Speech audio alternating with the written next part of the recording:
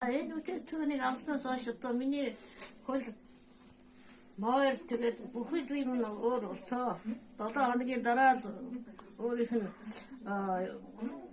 үтэтгүүний одоо юу гэдэгсэн. Өөрсдөө мэддэгдэж эхэлсэн. Тийм учраас одоо энэ үтэтгүүнээс би одоо энэ хамгийн 3 сарыг авч яваад хамгийн сүүлийн сарыг одоо би ууж л байна. Тэгээд одоо хөлөөр гайгүй болоод моор хоолндоо сайжраад бүхэл юм би шанд ондоо болсон шүү. Тийм учраас одоо цагаарыг энэс хөл гараа өгдөг энэс авч яваараа нуруу ууц өгдөг гэсэн тэрэгтэй миний чинь нуруу 2 гар хөл хэрэгтэй юм юу нэг байхгүйсэн одоо сайжраад байгаа юм өстой гондог болж байгаа. Тийм л да. Тэгээд одоо цайсан болсон үлдээд уусан надад ер нь 4-5-ыг л авч явах бодолтой байгаа. Одоо ч 3 дахь нь одоо цаана машин 2 хэрэгтэй байна.